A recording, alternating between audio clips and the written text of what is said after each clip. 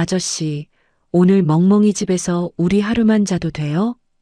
눈보라가 휘몰아치던 한겨울밤, 마당 계집에서 들려온 작은 목소리였습니다. 한민주는 손전등을 비춘 순간 충격에 휩싸였습니다. 넝마 같은 옷을 입고 서로를 껴안은 채 파들파들 떨고 있는 두 아이. 그 얼굴은 1년 전 세상을 떠난 자신의 아내와 똑같았기 때문입니다. 그런데 이 아이들의 진짜 아버지는 아내를 죽음으로 내몬 그 악마였습니다. 한 남자가 사랑하는 사람들을 지키기 위해 벌이는 치밀하고도 처절한 복수극. 이야기 시작 전 구독과 좋아요를 눌러주신다면 여러분의 가족과 주변 사람 모두에게 건강과 행복한 기운을 전달하실 수 있을 거예요. 오늘의 사연 시작합니다. 눈보라가 매섭게 몰아치는 겨울밤이었습니다. 한민주는 불 꺼진 거실 소파에 몸을 묶고 앉아 있었습니다. 손에 든 위스키 잔을 입가에 대고 천천히 기울였습니다. 알코올이 목구멍을 타고 내려가며 쓰라린 맛을 남겼습니다. 테이블 위에는 1년 전 세상을 떠난 아내 서지은의 영정사진이 놓여 있었습니다. 그 옆으로 지은이 생전에 가장 좋아했던 하얀 백합꽃다발이 시들어가고 있었습니다. 민주는 위스키 잔을 테이블에 내려놓고 무거운 발걸음으로 창가에 섰습니다. 창밖 마당 구석에는 텅 빈 대형 계집이 눈에 파묻혀 있었습니다. 아내가 자식처럼 아꼈던 골든 리트리버 마루가 죽은 뒤에도 민주는 그 계집을 치우지 못했습니다. 지은의 흔적을 하나라도 더 지우는 일이 두려웠기 때문입니다. 지은아, 오늘도 혼자네. 민준이 차가운 창문에 이마를 기댔습니다. 그때 바람소리 사이로 희미한 소리가 들려왔습니다. 낑낑거리는 듯한 사람인지 동물인지 모를 소리였습니다. 민주는 고개를 들어 마당을 내려다보았습니다. 소리는 분명히 계집 쪽에서 나고 있었습니다. 들짐승이 들어왔나 싶어 민주는 현관 옆에 있던 검은 장우산을 챙겨 들었습니다. 뭐가 들어왔나? 민준이 중얼거리며 현관문을 열었습니다. 차가운 바람이 얼굴을 때렸습니다. 무릎까지 쌓인 눈을 헤치며 계집을 향해 걸어갔습니다. 발걸음을 옮길 때마다 눈이 바스락거렸습니다. 계집 앞에 선 민주는 핸드폰 플래시를 켰습니다. 환한 불빛이 계집 안을 비쳤습니다. 그 순간 민준의 눈이 휘둥그레졌습니다. 계집 안에는 넝마 같은 얇은 옷을 입은 두 아이가 서로를 끌어안고 파들파들 떨고 있었습니다. 아이들의 입술은 보랏빛으로 변해 있었고 머리카락은 눈과 먼지로 뒤엉켜 있었습니다. 어떻게 된 거야? 민준이 놀라서 소리쳤습니다. 그러자 큰 아이가 작은 아이의 눈을 가리며 공포에 질린 표정으로 민준을 올려다보았습니다. 아이의 눈동자에는 절망과 두려움이 가득했습니다. 민준은 충격에 우산을 바닥에 떨어뜨렸습니다. 아이들의 처참한 몰골에 말문이 막혔습니다. 작은 아이가 추위를 이기지 못하고 기침을 토하며 큰 아이 품으로 쓰러지듯 파고들었습니다. 으흑, 언니. 작은 아이가 떨리는 목소리로 중얼거렸습니다. 큰 아이는 덜덜 떨리는 손을 비비며 민준에게 쫓아내지 말아달라는 제스처를 취했습니다. 두 손을 모으고 고개를 숙이는 모습이 애처로웠습니다. 민주는 아내의 추억이 깃든 장소에 아이들이 있다는 사실에 기묘한 연민을 느꼈습니다. 더 이상 망설일 시간이 없었습니다. 야, 괜찮아. 무서워하지 마. 민준이 급히 상체를 숙여 아이들의 차가운 팔을 잡아당겼습니다. 아이들이 흠칫 놀라며 뒤로 물러나자 민주는 서둘러 자신의 외투를 벗었습니다.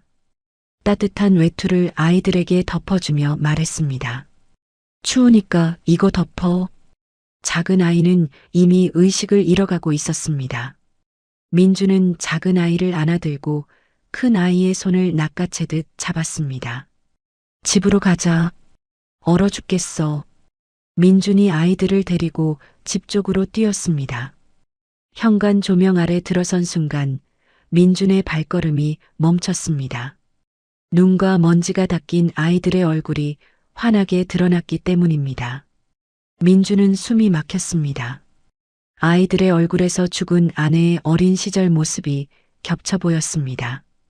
특히 큰 아이의 눈매와 작은 아이의 코끝이 지은과 똑같았습니다. 이게 무슨... 민준이 거친 숨을 몰아쉬며 아이들을 거실 안으로 밀어 넣었습니다. 문을 잠그고 돌아서서 다시 아이들을 바라보았습니다. 따뜻한 불빛 아래서도 닮은 모습은 더욱 선명해졌습니다. 큰 아이가 떨리는 목소리로 말했습니다. 아저씨, 오늘 멍멍이 집에서 우리 하루만 자도 돼요? 작은 아이는 민준의 품에서 축 늘어져 있었습니다. 민준은 아이의 이마를 만져보았습니다. 뜨거운 열기가 손바닥에 전해졌습니다. 열이 많이 나네. 민준이 서둘러 욕실로 향했습니다. 욕조에 따뜻한 물을 받기 시작했습니다. 물소리가 조용한 집안에 울려 퍼졌습니다. 큰 아이가 민준의 뒤를 졸졸 따라왔습니다. 예진이 아파요. 계속 기침해요. 아이가 걱정스러운 표정으로 말했습니다. 민준은 물 온도를 확인하고 두 아이를 욕조에 앉혔습니다. 이름이 예진이구나. 너는 뭐야? 예솔이에요. 예솔이 작은 목소리로 대답했습니다. 따뜻한 물이 아이들의 얼어붙은 손발에 닿자 예진이 아픔에 몸을 비틀었습니다. 아야. 예진이 울음을 터뜨렸습니다.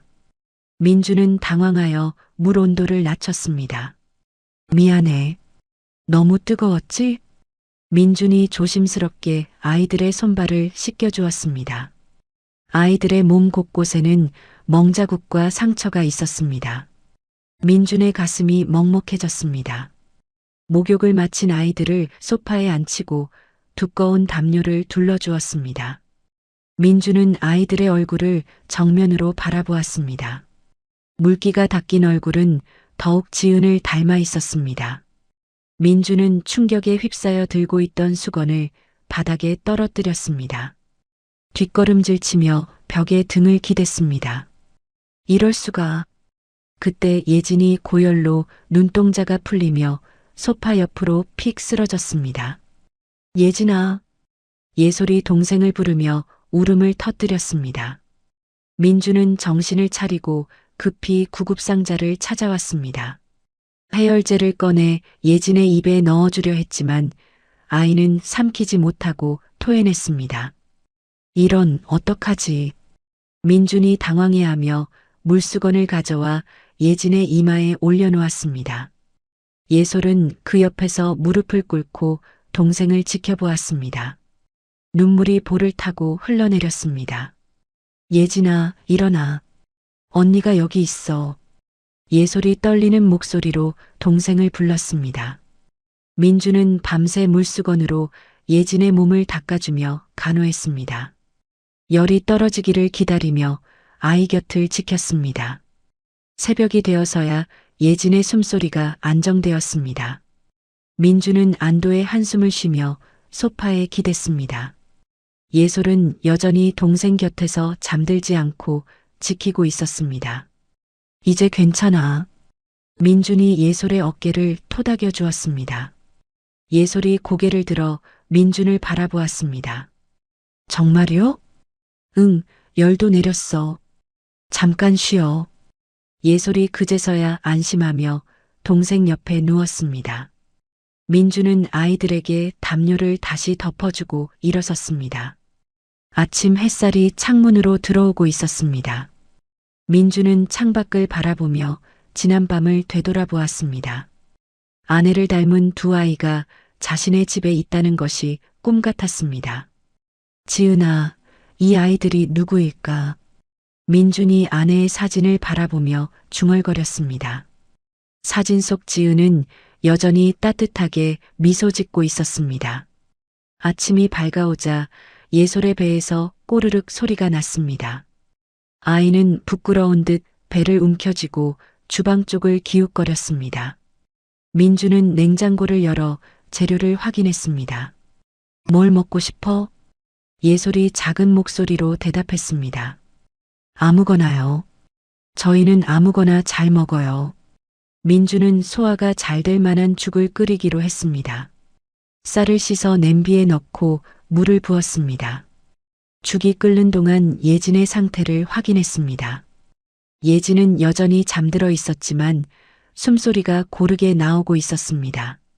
민주는 땀에 젖은 예진의 머리카락을 넘기다가 귀 뒤에 있는 작은 점을 발견했습니다. 손가락 끝만 한 검은 점이었습니다. 민준의 손이 미세하게 떨렸습니다. 아내 지은의 귀 뒤에도 똑같은 위치에 똑같은 크기의 점이 있었기 때문입니다. 설마 민준이 황급히 서재로 달려갔습니다. 서랍에서 아내의 옛 앨범을 꺼내 들고 거실로 돌아왔습니다. 앨범을 펼쳐 지은의 어린 시절 사진과 예진의 얼굴을 대조해 보았습니다. 눈매, 콧날, 심지어 귀 뒤점의 위치까지 일치했습니다. 민주는 충격에 주저앉아 바닥에 털썩 앉았습니다. 이게 무슨 일이야? 그때 죽 끓는 냄새가 부엌에서 풍겨왔습니다. 민주는 정신을 차리고 부엌으로 가서 불을 껐습니다. 예솔이 코를 벌름거리며 냄새를 맡았습니다. 좋은 냄새예요. 민준이 죽을 그릇에 담아 식탁에 놓았습니다. 예솔을 의자에 앉히고 숟가락을 건넸습니다. 천천히 먹어. 예솔이 첫 숟가락을 입에 넣자 눈물이 뚝뚝 떨어졌습니다. 따뜻한 음식을 먹은 지 너무 오래되었던 것 같았습니다. 맛있어요. 정말 맛있어요. 예솔이 눈물을 훔치며 허겁지겁 죽을 먹었습니다. 민주는 그 모습을 보며 가슴이 아팠습니다. 천천히 먹어. 체하겠어.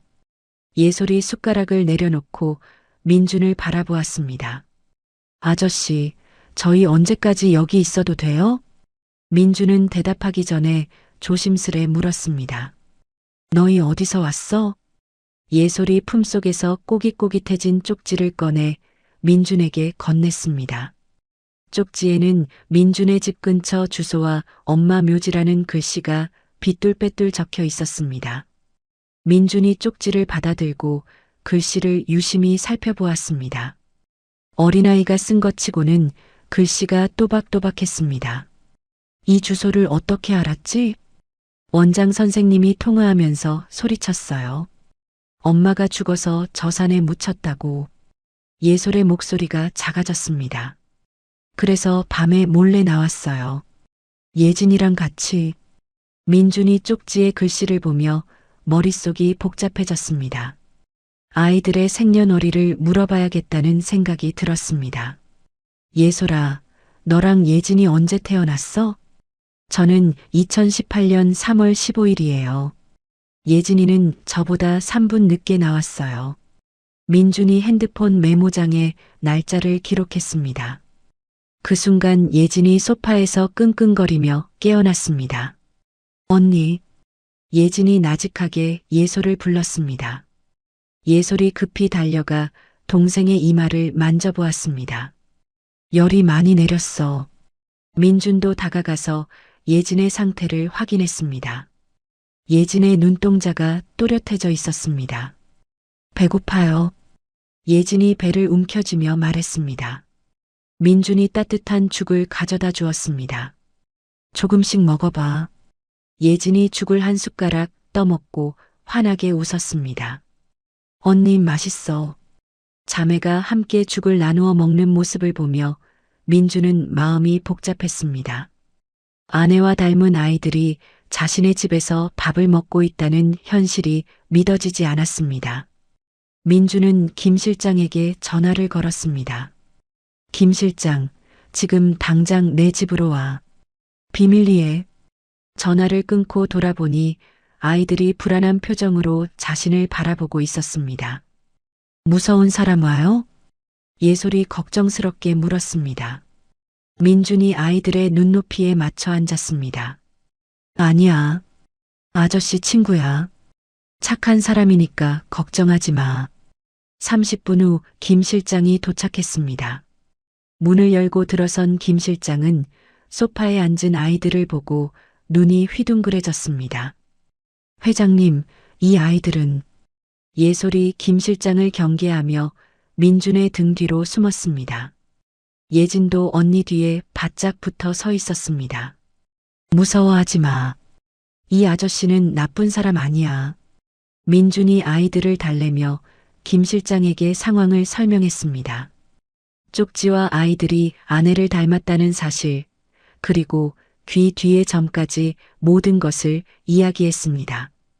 김 실장이 아이들을 자세히 살펴보고 놀라움을 감추지 못했습니다. 정말 부인을 많이 닮았네요. 민준이 아이들에게 옷을 챙겨 입혔습니다. 아내가 조카 선물용으로 사두었던 새 옷이 딱 맞았습니다. 이제 엄마한테 가볼까? 예솔과 예진이 고개를 끄덕였습니다. 민주는 아이들의 손을 잡고 집을 나섰습니다. 차 안에서 예진이 창밖을 보며 말했습니다. 산이 예뻐요. 예솔이 동생의 손을 꼭 잡고 있었습니다. 민주는 백미러로 아이들을 바라보며 복잡한 심정이었습니다. 묘지에 도착하자 아이들이 차에서 내려 두리번거렸습니다. 민준이 아이들을 이끌고 지은의 묘소로 향했습니다. 서지은이라는 이름이 새겨진 비석을 본 순간 아이들이 달려가 엎드렸습니다. 엄마, 예솔과 예진이 동시에 외쳤습니다. 차가운 비석을 두 손으로 쓰다듬으며 울음을 터뜨렸습니다. 엄마, 춥지 않아요? 예진이가 아팠는데 이제 다 나았어요. 예진이 비석에 볼을 비비며 말했습니다. 민주는 그 모습을 뒤에서 지켜보며 주먹을 꽉 쥐었습니다. 아이들이 정말 지은의 딸이라는 확신이 들었습니다. 그렇다면 아이들의 아버지는 누구일까요? 김 실장이 조용히 다가와 속삭였습니다. 천사 보육원을 조사해 보겠습니다. 민준이 고개를 끄덕였습니다. 아이들은 한참 동안 엄마 무덤 앞에서 떠나지 않았습니다. 묘지에서 돌아온 후 민주는 아이들을 거실에 앉혔습니다. 예솔과 예진은 여전히 눈이 빨갛게 부어 있었습니다.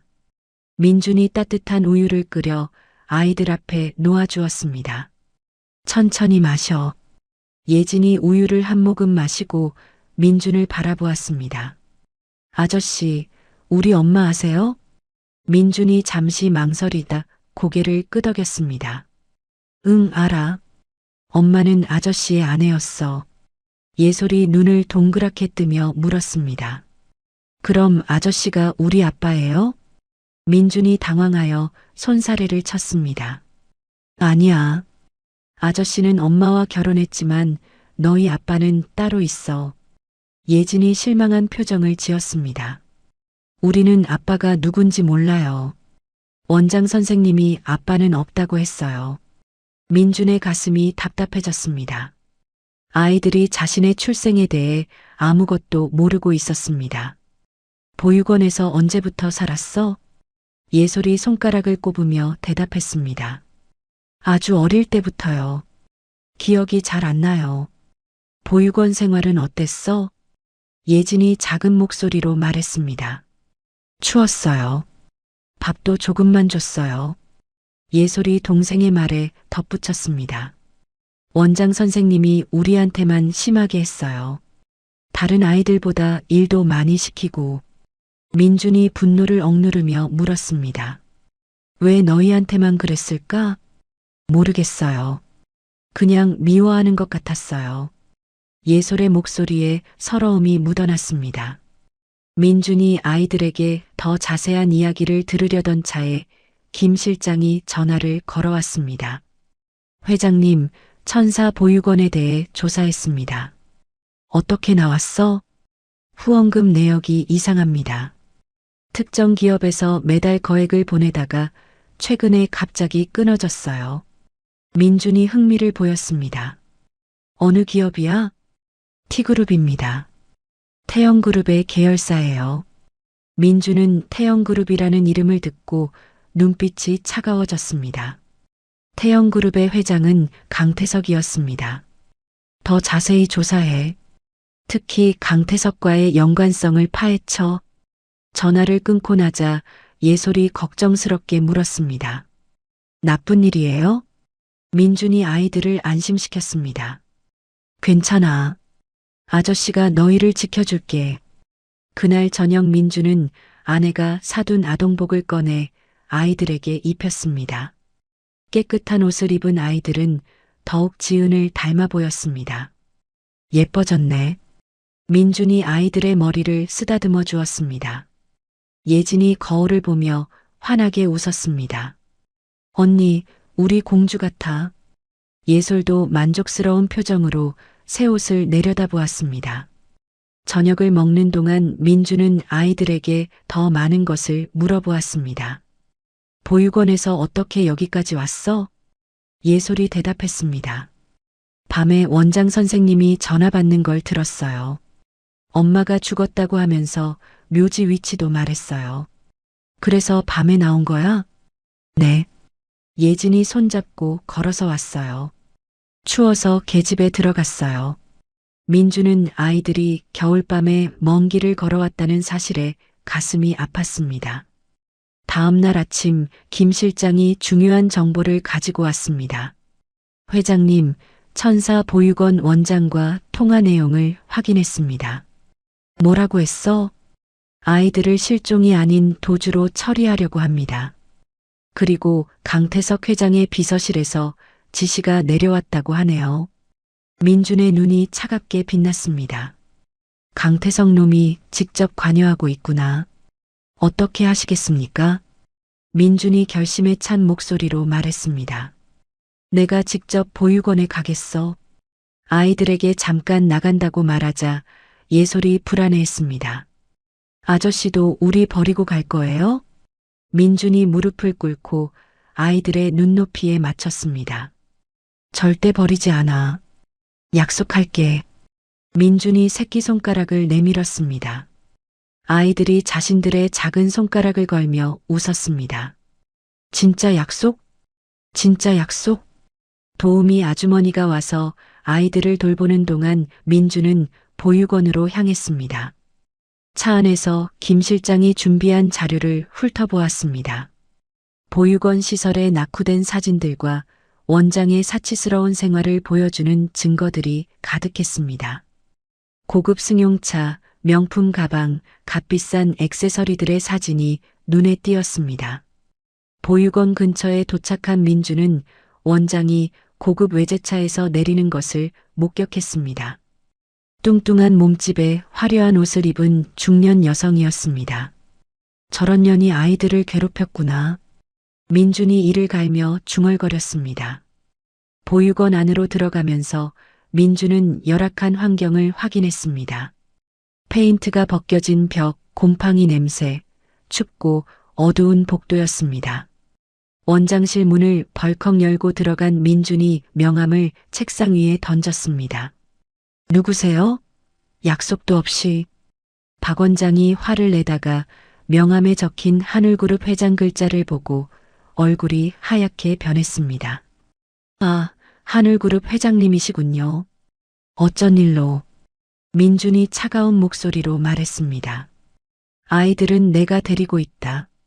경찰에 신고 따위 생각하지 마라. 박 원장이 당황하며 손사래를 쳤습니다. 그런데 그 애들은 보호자가 따로 있어서. 보호자가 누구야? 박 원장이 말끝을 흐렸습니다. 민준이 책상 위에 놓인 후원금 장부를 낚아채 펼쳐보았습니다. 최근 날짜에 후원금이 끊어져 있고 빨간 펜으로 입금 요망이라는 메모가 적혀 있었습니다. 돈줄이 끊어진 모양이네. 민준이 비꼬듯 말했습니다.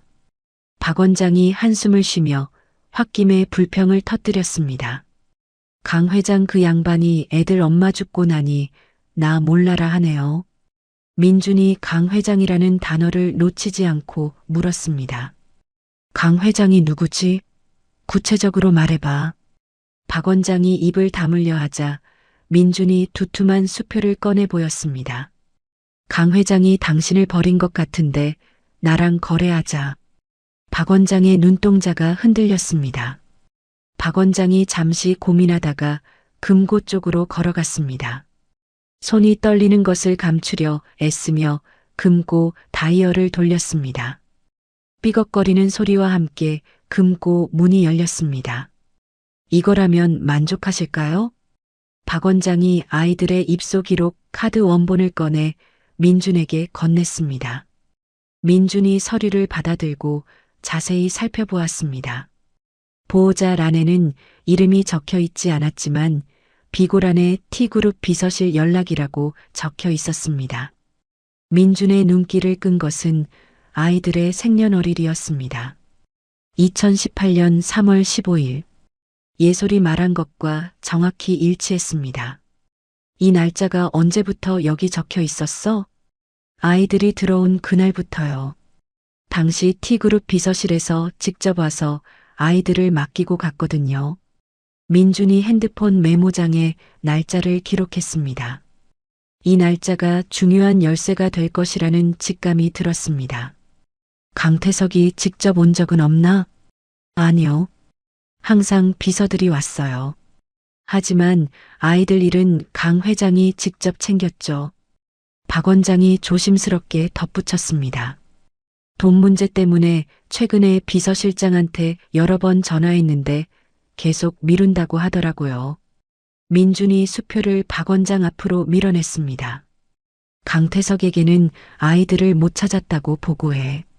돈은 내가 계속 더 줄 테니까. 박 원장이 수표를 받아들고 환한 표정을 지었습니다. 감사합니다. 꼭 그렇게 하겠습니다. 민준이 혐오스러운 표정으로 자리에서 일어났습니다. 원장실을 나오며 보육원의 열악한 식당과 숙소를 둘러보았습니다. 아이들이 쓰던 침실은 곰팡이 냄새가 심했고 이불도 누더기 같았습니다. 식당의 밥솥에는 딱딱하게 굳은 밥이 바닥에 눌어붙어 있었습니다. 이런 곳에서 살았구나. 민준이 주먹을 쥐며 중얼거렸습니다. 핸드폰으로 증거 사진들을 찍어두었습니다. 차에 탄 민준은 김 실장에게 전화를 걸었습니다. 강태석과 내 아내의 과거, 그리고 T그룹 후원 내역 다 파헤쳐. 알겠습니다. 얼마나 깊이 조사할까요? 민준이 핸들을 꽉 쥐며 말했습니다. 모든 것을, 숨겨진 것까지 전부 다. 강태석 개인사도 포함해서요? 당연하지. 그놈의 과거부터 현재까지 모조리. 전화를 끄는 민준이 백미러로 보육원 건물을 바라보았습니다. 강태석, 내 놈이었구나. 집으로 돌아가는 길에 민준은 분노로 가득했습니다. 아이들이 고생한 이유가 강태석 때문이라는 확신이 들었습니다. 집에 도착하자 아이들이 현관까지 뛰어나와 맞았습니다. 아저씨, 예솔과 예진이 민준의 다리에 매달렸습니다. 민준은 아이들을 안아올리며 미소를 지었습니다. 많이 기다렸지? 네. 진짜 안 오는 줄 알았어요. 예진이 민준의 목에 팔을 두르며 말했습니다. 민준은 아이들의 따뜻함에 마음이 누그러졌습니다. 저녁 식사를 준비하는 동안 아이들이 민준 주위를 맴돌았습니다. 예솔이 상을 차리겠다며 접시를 나르고 예진이 젓가락을 정리했습니다. 우리도 도와줄게요. 고마워. 그럼 같이 해보자. 민준과 아이들이 함께 요리하는 모습은 정말 가족 같았습니다. 김치찌개를 끓이며 민준이 간을 보라고 하자 예진이 조심스럽게 맛을 보았습니다. 와, 맛있어. 식사 시간에 아이들이 맛있다며 연신 칭찬했습니다. 아저씨가 요리도 잘하네요.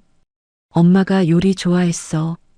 그래서 아저씨도 조금 배웠지. 예솔이 갑자기 진지한 표정을 지었습니다. 아저씨, 우리 계속 여기 살아도 돼요? 민준이 숟가락을 내려놓고 아이들을 바라보았습니다. 너희가 원한다면. 예진이 환하게 웃으며 손뼉을 쳤습니다. 정말요? 진짜 약속? 진짜 약속? 민준이 아이들과 다시 새끼손가락을 걸었습니다. 그날 밤 아이들을 재우고 민준은 서재에 들어갔습니다. 책상 위에는 김 실장이 보내온 강태석 관련 자료들이 쌓여 있었습니다.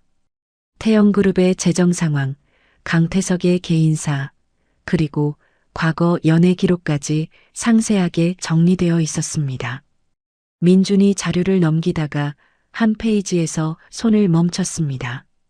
강태석 마이너스 서지은 대학 시절 연애관계 확인이라는 제목이 눈에 띄었습니다. 두 사람이 함께 찍은 사진들과 주변 증언들이 첨부되어 있었습니다. 민준의 손이 미세하게 떨렸습니다.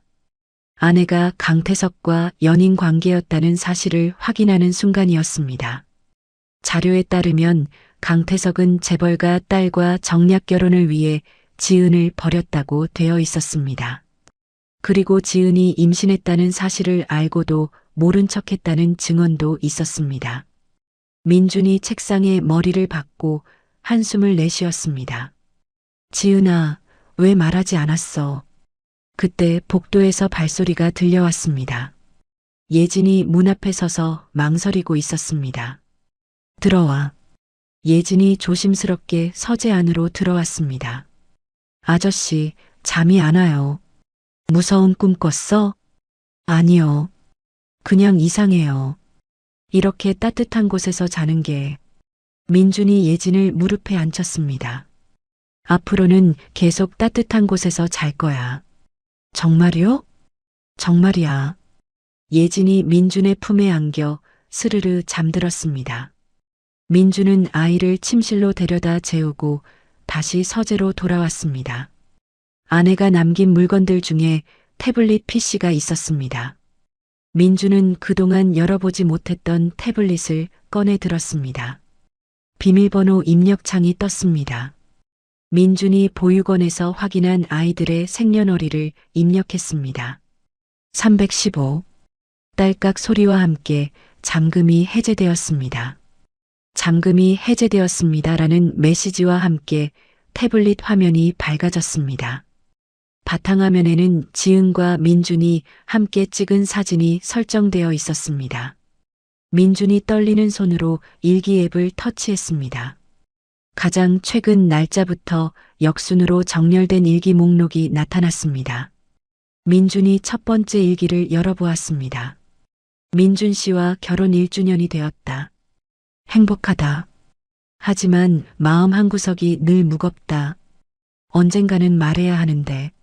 민준이 스크롤을 내려 더 오래된 일기를 찾아보았습니다. 임신 시절의 일기가 눈에 띄었습니다. 그 사람에게 임신 사실을 알렸을 때가 생각난다. 차가운 눈빛으로 나를 보며 아이를 지우라고 했다. 내가 거절하자 사람들을 보내 협박했다. 민준의 가슴이 답답해졌습니다. 다음 문단을 읽어 내려갔습니다. 결국 그 사람이 아이들을 뺏어갔다. 임신 말기에 강제로 아이들을 낳게 하고 어딘가로 데려갔다. 나는 죽은 줄로만 알았다. 민준이 주먹을 쥐며 일기를 계속 읽었습니다. 민준 씨를 만난 후 진짜 사랑이 무엇인지 알게 되었다. 하지만 과거의 일을 말하면 떠날까봐 무섭다. 아이들이 살아있다는 것도 모르고 있는데. 민준이 소리 없이 눈물을 흘렸습니다. 아내가 혼자 얼마나 괴로워했을지 상상이 되었습니다. 사고 당일의 일기를 찾아 열어보았습니다. 우연히 아이들이 있는 곳을 알아냈다. 천사 보육원이라는 곳이다. 강태석에게 가서 따질 것이다. 내 아이들을 돌려받겠다. 그 다음 문단이 민준의 심장을 멈춰 세웠습니다. 그가 내 입을 막으려 할지도 모른다. 무서워도 아이들을 위해 가야 한다. 만약 내게 무슨 일이 생기면 이 일기가 유일한 증거가 될 것이다. 민준이 태블릿 화면을 움켜쥐고 오열했습니다. 아내의 죽음이 사고가 아니라는 확신이 들었습니다. 김 실장에게 전화를 걸었습니다. 사고 당시 블랙박스, 경찰 기록 말고 진짜를 찾아내. 이미 모든 기록이 사라졌습니다. 의도적으로 증거를 인멸한 것 같습니다. 민준이 강하게 목소리를 높였습니다. 폐차장 직원이든 레카 기사든 돈으로 매수해서라도 찾아내라. 알겠습니다. 최대한 빨리 움직이겠습니다. 전화를 끊고 민주는 태블릿을 금고에 보관했습니다. 거실로 나가니 아이들이 TV를 보고 있었습니다. 뉴스에서 강태석이 어린이 병원을 방문해 봉사하는 장면이 나왔습니다. 기자가 가정의 소중함을 아는 따뜻한 기업인이라고 소개했습니다. 예솔이 갑자기 손가락질하며 소리쳤습니다. 저 아저씨 봤어요. 민준이 깜짝 놀라 아이 쪽으로 뛰어갔습니다.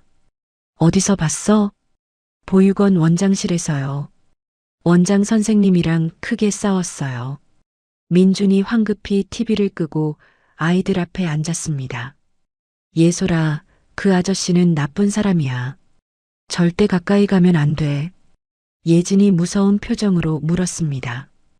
우리한테 나쁜 짓 해요? 아니야. 아저씨가 있으니까 걱정하지 마. 민준이 아이들을 안아주며 다짐했습니다. 이제부터는 자신이 아이들의 진짜 아버지가 되어주겠다고. 예솔아, 예진아. 네. 아이들이 고개를 들어 민준을 바라보았습니다. 앞으로 아저씨를 뭐라고 부를래? 예솔이 머뭇거리며 작은 목소리로 말했습니다. 아빠. 민준의 가슴이 벅차올랐습니다. 그래. 이제 나를 아빠라고 불러. 예진도 따라서 말했습니다. 아빠. 그 순간 민준은 강태석을 향한 복수심이 더욱 불타는 것을 느꼈습니다. 아이들을 지키기 위해서라면 무엇이든 할 수 있을 것 같았습니다. 다음 날 오후 김 실장이 중요한 소식을 가지고 왔습니다. 회장님, 유전자 검사 결과가 나왔습니다. 김 실장이 봉투에서 서류를 꺼내 민준에게 건넸습니다. 친자관계 성립 99.9%라는 글자가 선명하게 찍혀 있었습니다. 강태석이 친부가 확실하네요. 민준이 쓴웃음을 지으며 서류를 내려놓았습니다. 그놈의 현재 가족은 어떻게 되어 있어? 부인과 아들 하나 있습니다. 아들은 대학생이고요. 김 실장이 강태석 가족의 사진을 보여주었습니다. 화목해 보이는 가족 사진이었습니다. 민준이 사진 속 강태석을 노려보며 중얼거렸습니다. 행복한 척하고 있네. 그런데 회장님, 강태석이 최근 정계 진출을 준비하고 있습니다. 정계 진출?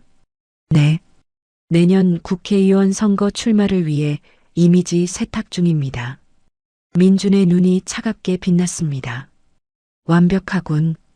더 높이 올라갈수록 떨어질 때 더 아프지. 민준은 창밖으로 마당에서 뛰어노는 아이들을 바라보았습니다. 아이들은 민준이 사준 새 운동화를 신고 서로 잡기 놀이를 하며 웃고 있었습니다. 저 아이들이 저런 욕망 때문에 버려졌구나. 민준이 치를 떨며 주먹을 쥐었습니다. 회장님, 어떻게 진행하시겠습니까? 천천히 조여 들어가자. 급하게 서두르면 놓칠 수도 있어. 민준이 태블릿 PC로 강태석의 인터뷰 영상을 찾아보았습니다. 가정은 사회의 근본입니다라고 말하는 장면에서 화면을 정지시켰습니다. 가정이 근본이라고 했네. 자기 자식들은 버려놓고. 그때 예솔이 서재문을 두드렸습니다. 아빠, 예진이가 배 아프다고 해요. 민준이 자료를 급히 덮고 거실로 나갔습니다. 예진이 소파에서 배를 움켜쥐고 끙끙거렸습니다. 어디가 아파? 여기요. 예진이 명치 부분을 가리켰습니다. 민준이 아이의 이마를 만져보니 열은 없었습니다. 뭘 많이 먹었나? 과자요. 맛있어서 많이 먹었어요. 민준이 웃으며 예진의 배를 문질러 주었습니다. 체했구나. 아빠가 배 물러줄게. 민준이 예진의 배를 부드럽게 마사지하며 무의식적으로 흥얼거렸습니다. 아빠 손은 약손, 약손은 아빠 손. 어린 시절 어머니가 불러주던 노래였습니다. 아이들이 그 노래에 편안해하며 스르르 잠들었습니다. 민주는 잠든 아이들을 보며 진정한 아버지가 되겠다고 다짐했습니다. 잠든 아이들을 침실로 옮긴 후 민주는 다시 서재로 돌아왔습니다. 아내가 남긴 태블릿 PC를 다시 켜고 더 많은 일기를 읽어보기로 했습니다. 화면에는 수십 개의 일기 파일들이 날짜 순으로 정렬되어 있었습니다. 임신 초기의 일기를 열어보았습니다. 오늘 강태석에게 임신 사실을 말했다. 그는 차가운 표정으로 나를 바라봤다. 아이를 지우라는 말에 온몸이 떨렸다. 민준이 화면을 스크롤하며 계속 읽어내려갔습니다. 임신 6개월째다. 강태석이 사람들을 보내 나를 감시하고 있다. 혼자 병원에도 갈 수 없다. 무서워서 밖에 나가기가 두렵다. 다음 일기는 더욱 충격적이었습니다. 강태석이 직접 왔다. 아이들을 낳으면 해외로 보내겠다고 했다. 내가 반대하자 협박했다. 말을 듣지 않으면 나를 정신병원에 가둘 거라고 했다. 민준의 손이 부들부들 떨렸습니다. 강태석의 잔인함이 상상 이상이었습니다. 임신 말기의 일기를 찾아 열어보았습니다. 아이들을 낳았다. 쌍둥이 딸이다. 너무 예쁘다. 하지만 강태석의 사람들이 아이들을 데려갔다. 내 팔에서 아이들이 사라지는 순간이 지옥 같았다. 민준이 눈물을 닦으며 다음 일기를 열었습니다. 아이들이 죽었다고 거짓말을 했다. 나는 그 말을 믿고 절망에 빠졌다. 하지만 최근에 알았다. 아이들이 살아있다는 것을. 민준을 만난 후의 일기도 읽어보았습니다. 민준 씨는 정말 좋은 사람이다. 나를 진심으로 사랑해준다. 하지만 과거의 일을 말할 용기가 없다. 아이들이 있다는 걸 알면 실망할까봐 무섭다. 민준이 아내의 마음을 이해하며 가슴이 아팠습니다. 지은도 얼마나 괴로웠을지 생각하니 눈물이 멈추지 않았습니다. 마지막으로 사고 전날의 일기를 열어보았습니다. 드디어 아이들이 있는 곳을 정확히 알아냈다. 천사 보육원이라는 곳이다. 내일 강태석을 만나러 간다. 이번에는 물러서지 않겠다. 그 다음 문단이 민준의 심장을 더욱 아프게 했습니다. 강태석이 나를 어떻게 할지 모른다. 하지만 아이들을 위해서라면 목숨도 걸 수 있다. 만약 내게 무슨 일이 생기면 이 일기를 누군가 읽어주길 바란다. 민준이 태블릿을 책상에 내려놓고 주먹으로 책상을 내리쳤습니다. 쿵소리가 조용한 서재에 울려 퍼졌습니다. 지은아, 왜 혼자 갔어? 나한테 말했으면. 민준이 김 실장에게 전화를 걸었습니다. 사고 당시 상황을 다시 조사해. 폐차된 차량 말고 다른 증거는 없나?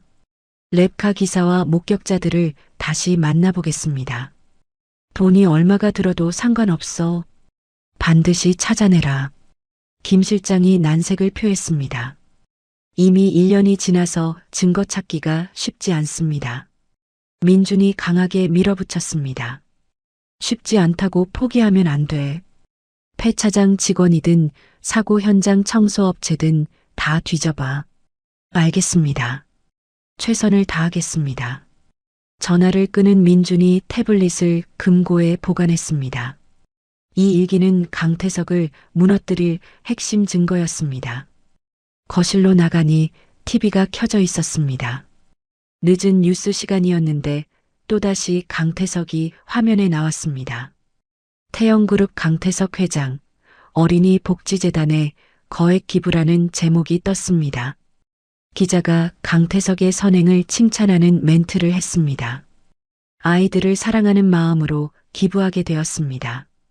강태석이 카메라 앞에서 거짓 미소를 지으며 말했습니다. 민준이 리모컨을 집어들고 TV를 껐습니다. 아이들을 사랑한다고? 웃기지도 않네. 그때 복도에서 발걸음 소리가 들렸습니다. 예솔이 잠옷을 입고 거실로 나왔습니다. 아빠, 잠이 안 와요.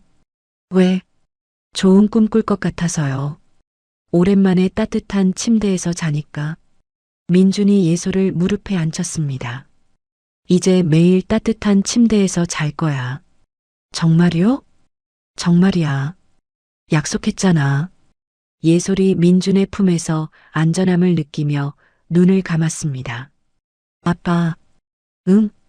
사랑해요. 민준의 가슴이 뭉클해졌습니다.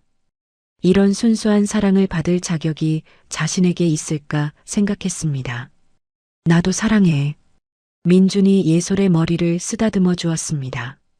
아이가 스르르 잠들자 침실로 데려다 재웠습니다. 다시 서재로 돌아온 민준은 강태석을 무너뜨릴 계획을 세우기 시작했습니다. 화이트보드에 단계별로 전략을 적어 내려갔습니다.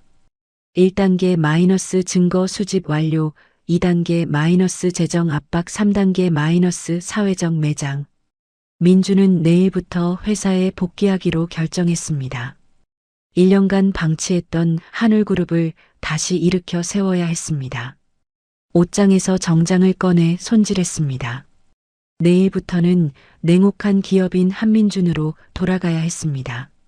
하지만 집에서만큼은 따뜻한 아빠로 남아있고 싶었습니다. 아이들에게는 세상에서 가장 든든한 아버지가 되어주겠다고 다짐했습니다. 민준이 창밖을 바라보니 또다시 눈이 내리기 시작했습니다. 1년 전 지은이 죽던 날과 같은 눈이었습니다. 지은아, 조금만 기다려. 반드시 복수해줄게. 민준의 눈빛이 차갑게 변했습니다. 강태석을 향한 복수의 시작을 알리는 눈빛이었습니다. 아이들이 잠든 집은 조용했지만 민준의 마음은 폭풍우가 치고 있었습니다. 3일 후 외진 곳에 위치한 폐차장 사무실. 민준과 김 실장은 녹슨 철문을 열고 안으로 들어갔습니다. 기름 냄새와 쇳가루 냄새가 코를 찔렀습니다. 사무실 안에는 기름때가 낀 책상과 의자가 놓여 있었습니다. 50대로 보이는 남자가 담배를 피우며 신문을 보고 있었습니다. 누구세요?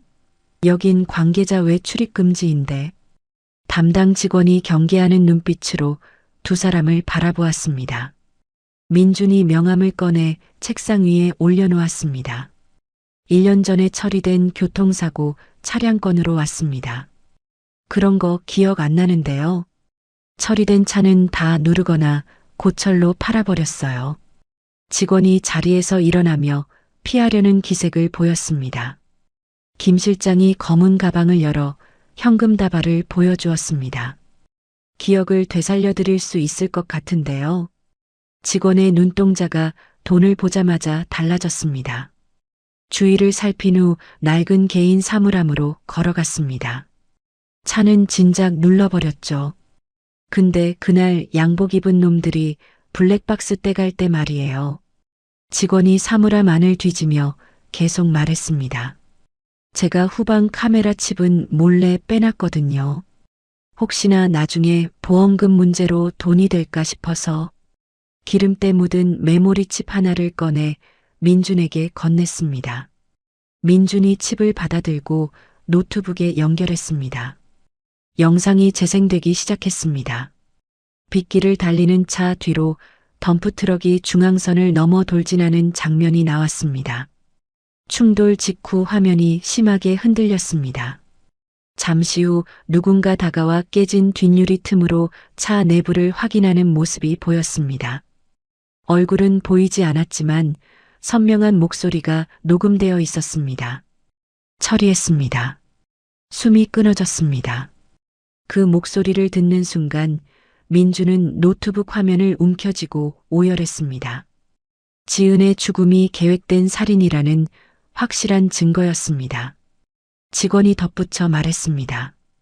저 목소리 주인이 그때 블랙박스 떼가던 놈들 대장한테 전화하는 거였어요. 전화 받은 사람 목소리도 들렸나요? 네, 잠깐이지만. 수고했다라고 하더라고요. 민준이 직원에게 약속된 돈을 주며 말했습니다. 이 사실 아무한테도 말하지 마세요. 당신 목숨을 위해서라도. 직원이 고개를 끄덕이며 돈을 챙겼습니다. 폐차장을 나온 민주는 차 안에서 영상을 백업했습니다. 김 실장에게 지시했습니다. 목소리 성문 분석해봐. 강태석 비서실장 음성이랑 비교해서. 알겠습니다. 분석 결과는 내일까지 나올 겁니다. 민주는 이제 심증이 아닌 물증을 확보했다는 사실에 차가운 미소를 지었습니다. 집으로 돌아가는 길에 태영그룹 본사 건물을 지나쳤습니다. 40층짜리 유리 건물이 하늘을 찌를 듯 솟아 있었습니다. 네가 쌓아 올린 저 성을 모래성처럼 무너뜨려 주지. 민준이 건물을 올려다보며 중얼거렸습니다. 집에 도착하니 아이들이 마당에서 눈사람을 만들고 있었습니다. 예솔이 큰 눈덩이를 굴리고 예진이 작은 눈덩이로 머리를 만들고 있었습니다. 아빠. 아이들이 민준을 보고 뛰어왔습니다. 손과 볼이 빨갛게 얼어 있었지만 표정은 밝았습니다. 눈사람 만들었어요. 예진이 자랑스럽게 가리켰습니다. 삐뚤빼뚤하지만 정성스럽게 만든 눈사람이 서 있었습니다. 민준이 아이들을 안아주며 미소를 지었습니다. 정말 예쁘게 만들었네. 아빠도 같이 만들어요. 예솔이 민준의 손을 잡아 끌었습니다. 민준은 정장 차림이었지만 아이들과 함께 눈사람 만들기에 동참했습니다. 세 사람이 함께 만든 눈사람 가족이 마당에 줄지어 섰습니다. 아이들이 손뼉을 치며 좋아했습니다. 저녁 식사 후 아이들을 재우고 민주는 서재에 들어갔습니다. 내일부터 본격적인 복수 계획을 실행하기 위해 준비해야 했습니다. 컴퓨터로 태영그룹의 최근 재무 상황을 분석했습니다. 강태석이 무리한 투자로 자금 사정이 좋지 않다는 것을 확인했습니다. 민준이 전화기를 들고 한울그룹 임원진에게 연락했습니다. 내일 오전 10시에 긴급 임원회에 소집하세요. 회장님 복귀하시는 건가요? 네. 1년 동안 놀았으니 이제 일해야죠. 민준의 목소리에 예전의 카리스마가 되살아났습니다. 밤늦게까지 강태석을 무너뜨릴 치밀한 계획을 세웠습니다.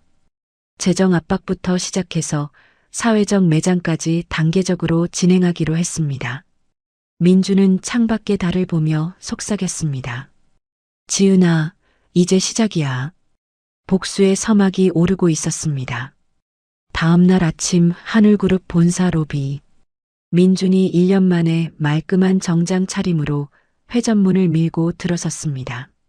로비에 있던 직원들이 하나둘씩 민준을 알아보고 웅성거렸습니다. 회장님이신가?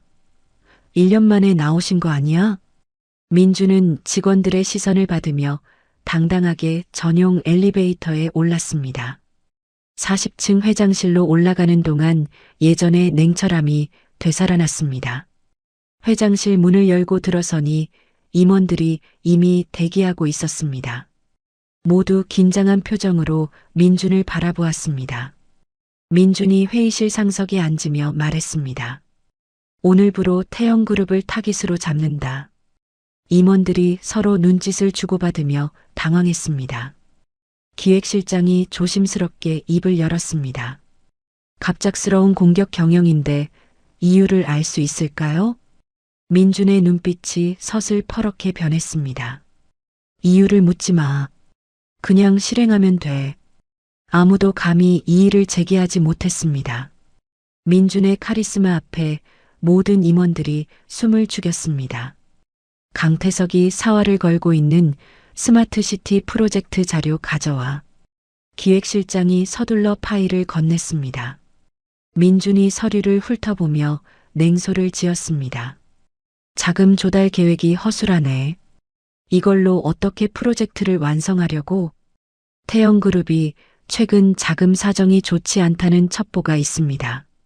재무이사가 보고했습니다. 민준이 펜으로 책상을 톡톡 두드리며 말했습니다. 그럼 자금줄을 완전히 말려버리자. 은행 쪽에 압력 넣어. 한편 태영그룹 회장실에서는 강태석이 비서로부터 보고를 받고 있었습니다. 한민준이 복귀했다고? 네, 오늘 아침 하늘그룹 임원회의를 주재했다고 합니다. 강태석이 코웃음을 쳤습니다. 죽은 마누라 때문에 미친놈이 뭘 할 수 있겠어. 신경 쓰지 마. 하지만 강태석의 표정에는 미세한 불안감이 스쳐갔습니다. 그날 오후 민주는 아이들을 데리고 대형마트에 갔습니다. 큰 카트에 예솔과 예진을 태우고 장을 보았습니다. 뭐 먹고 싶어? 햄버거. 예진이 손을 번쩍 들며 외쳤습니다. 민준이 웃으며 아이들이 좋아할 만한 음식들을 카트에 담았습니다. 시식 코너에서 예진이 소시지를 받아먹고 즐거워했습니다. 맛있어요. 예진이 양볼을 볼록하게 만들며 웃었습니다. 민준도 따라서 웃으며 아이의 머리를 쓰다듬었습니다. 하지만 민준의 카트에는 아이들 간식과 함께 신문들이 담겨 있었습니다. 강태석 관련 기사가 실린 경제신문들이었습니다. 집에 돌아온 민준은 아이들에게 새로 산 동화책을 읽어주었습니다. 옛날에 착한 공주가 살았어요.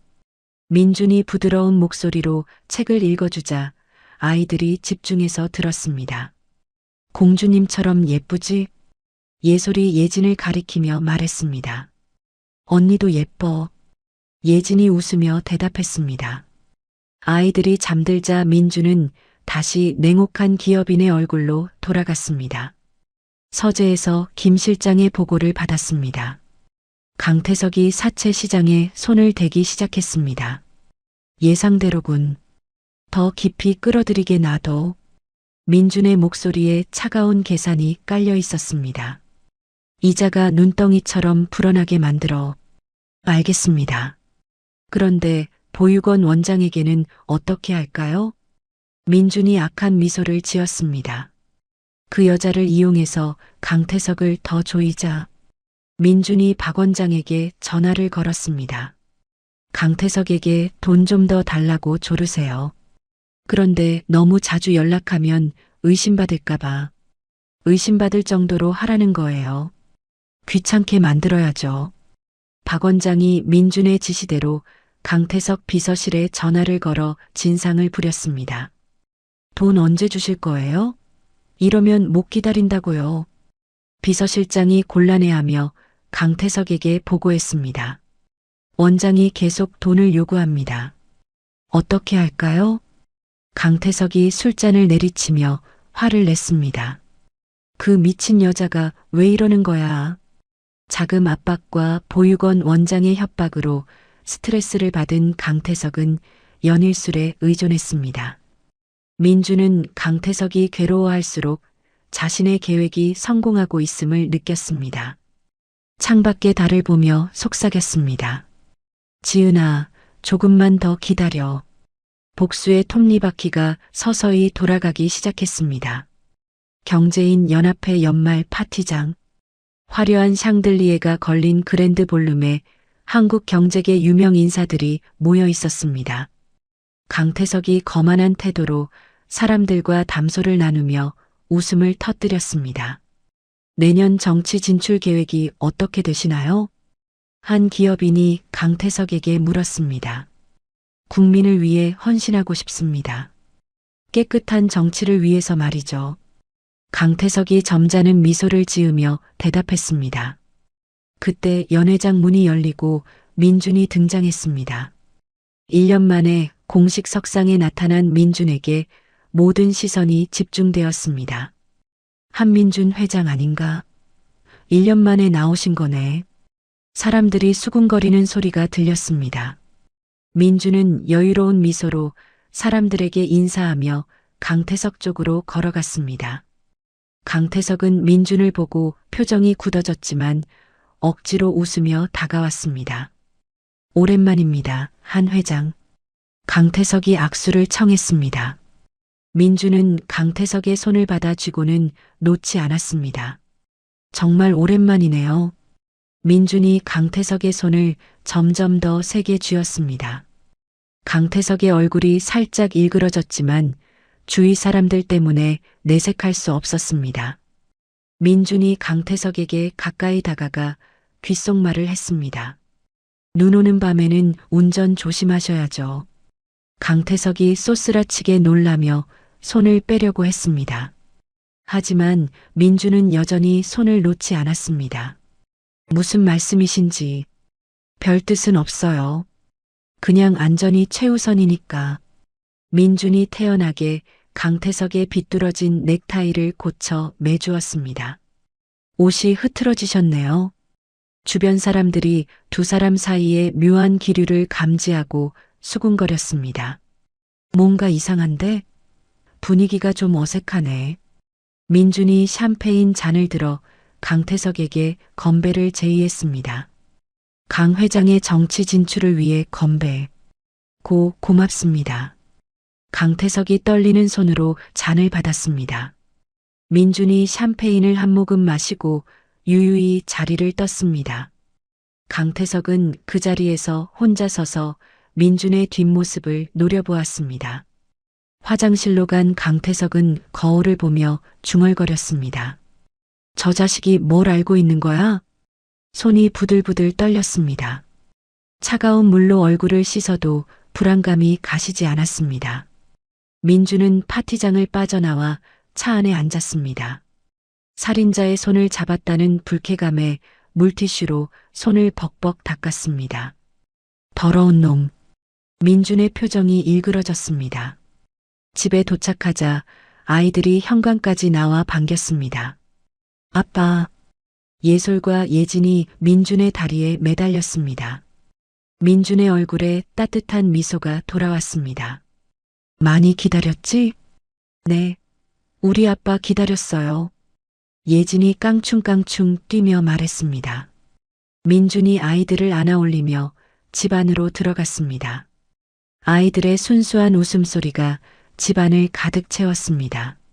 아빠, 나쁜 아저씨 만났어요? 예솔이 걱정스러운 표정으로 물었습니다. 응, 만났어. 그런데 아빠가 혼내줬어. 정말이요?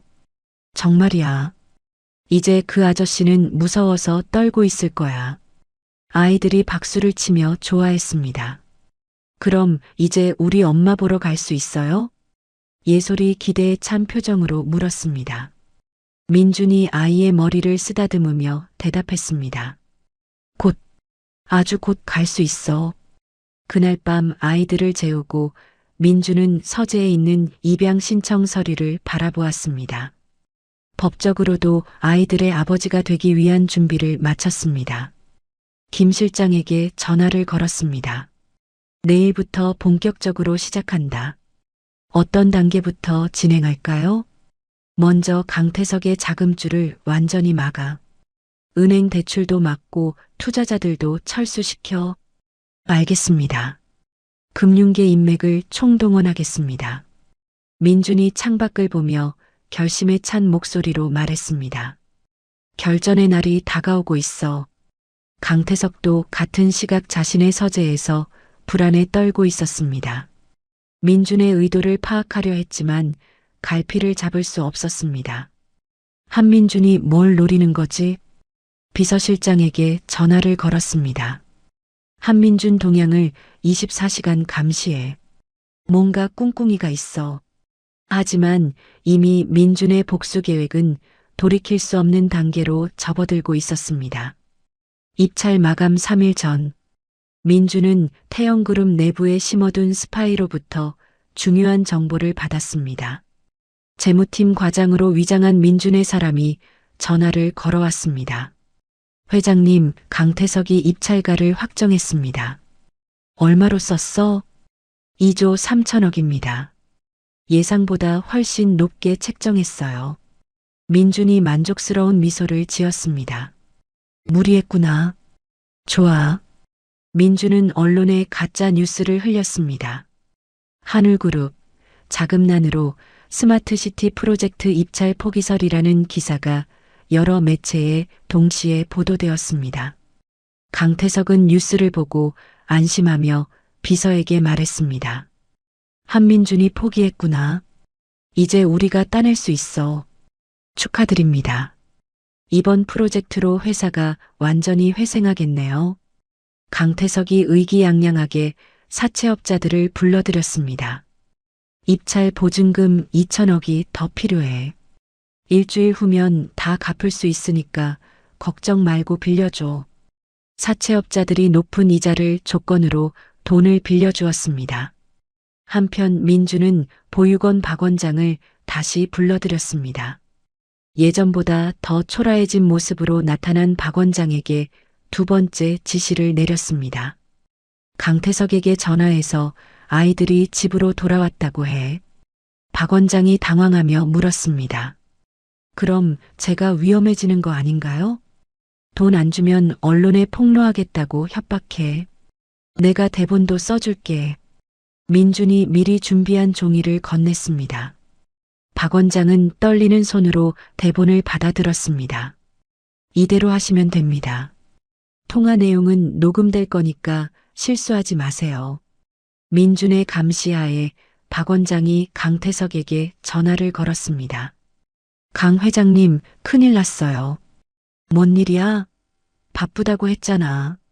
박 원장이 대본을 보며 떨리는 목소리로 말했습니다.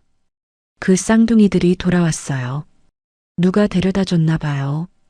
전화기 너머로 강태석의 고함 소리가 들려왔습니다. 그것들 아직도 안 죽었어? 확실히 처리하라고 했잖아. 민준이 고음질 녹음기로 이 대화를 기록했습니다. 결정적인 증거가 하나 더 확보되는 순간이었습니다. 돈 보낼 테니 이번엔 실수하지 마. 강태석이 화를 내며 전화를 끊었습니다. 민준이 녹음 파일을 저장하며 박 원장에게 말했습니다. 수고했어요. 이제 빠지세요. 박 원장이 안도하며 나가려 하는 순간 문 밖에서 경찰이 들어왔습니다. 박영숙 씨 횡령 혐의로 체포합니다. 박 원장이 민준을 원망하는 눈빛으로 바라보았습니다. 약속이 다르잖아요. 민준이 차가운 목소리로 대답했습니다. 강태석한텐 비밀로 해준다고 했어요. 횡령죄는 별개죠. 박 원장은 경찰에게 끌려가며 욕설을 퍼부었습니다. 하지만 민준은 눈 하나 깜짝하지 않았습니다.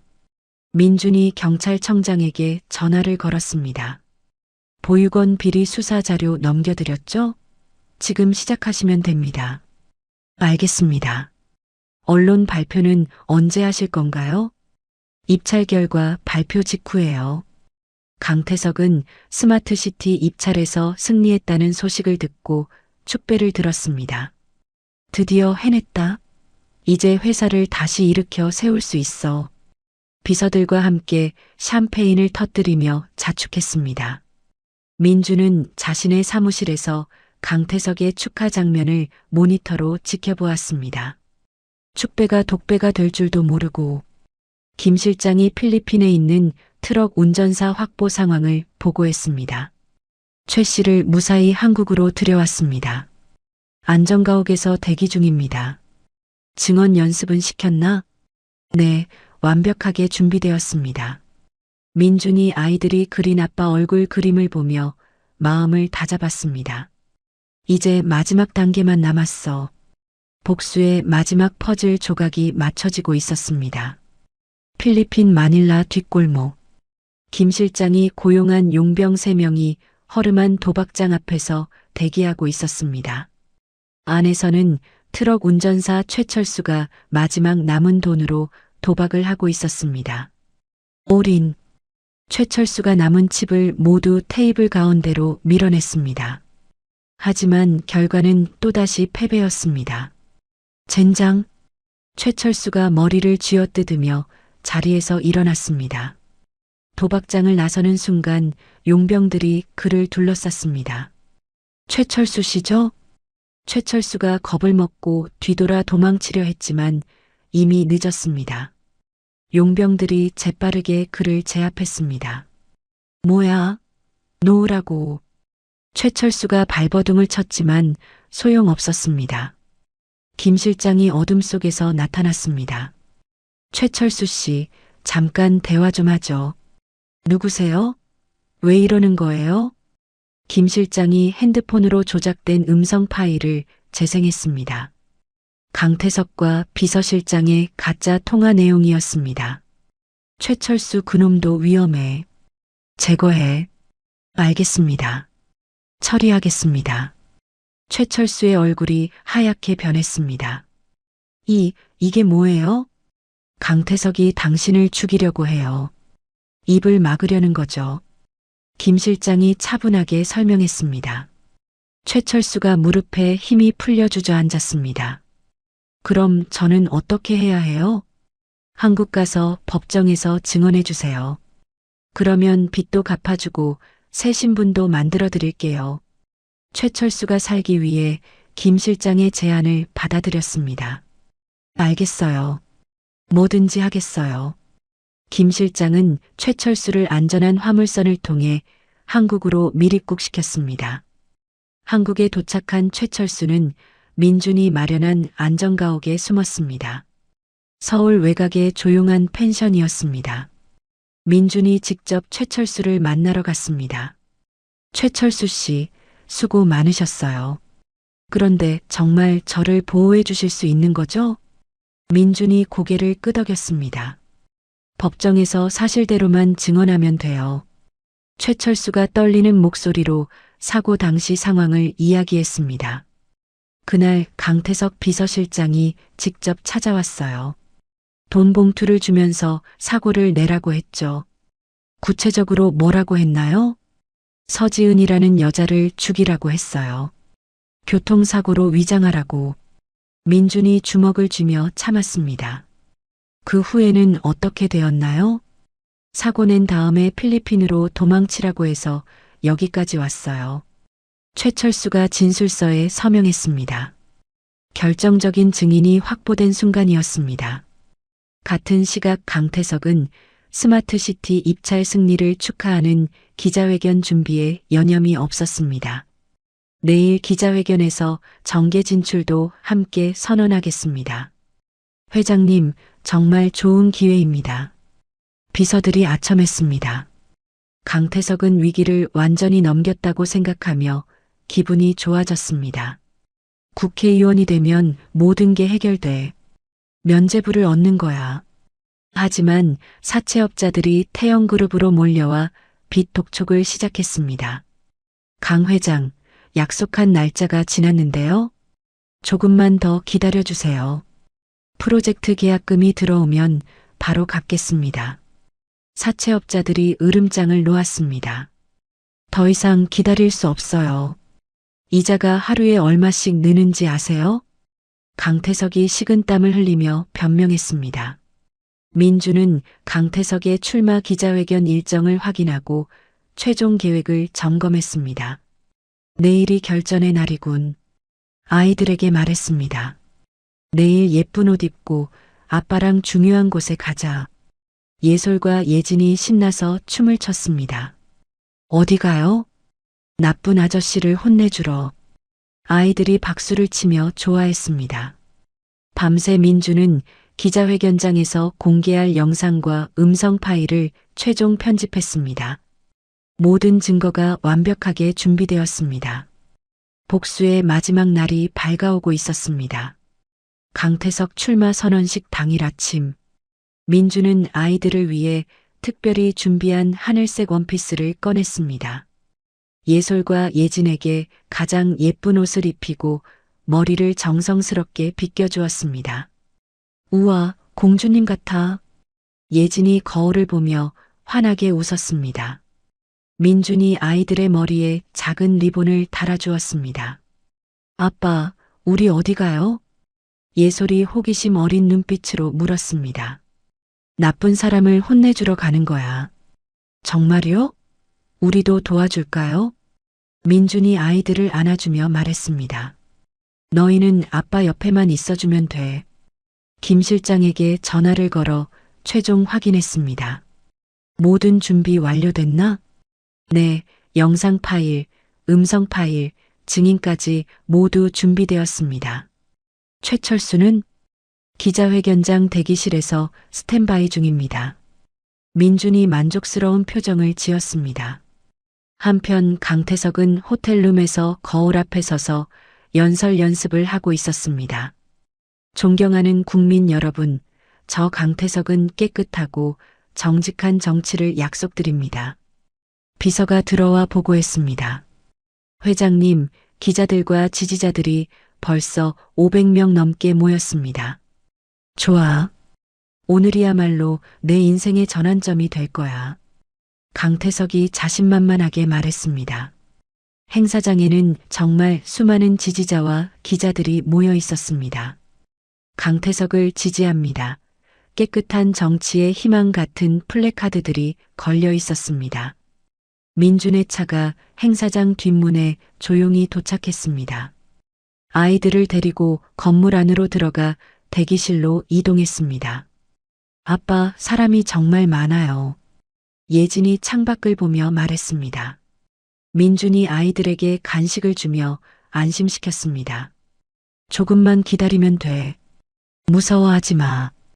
오후 2시 강태석이 단상에 올라 연설을 시작했습니다. 플래시가 터지고 환호성이 터져 나왔습니다.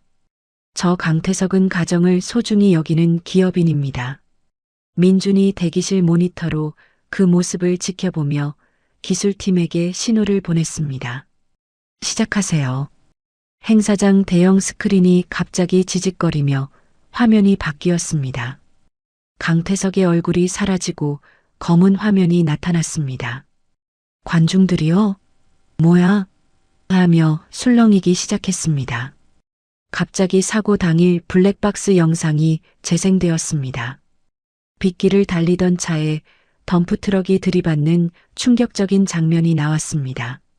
아! 관중들 사이에서 비명이 터져 나왔습니다. 이어서 처리했습니다라는 비서의 목소리와 수고했다는 강태석의 목소리가 스피커를 통해 울려 퍼졌습니다. 강태석이 무대에서 당황하며 소리쳤습니다. 이거 꺼요. 방송 사고예요. 하지만 아무도 그의 말을 듣지 않았습니다. 기자들이 강태석에게 몰려들어 플래시를 터뜨렸습니다.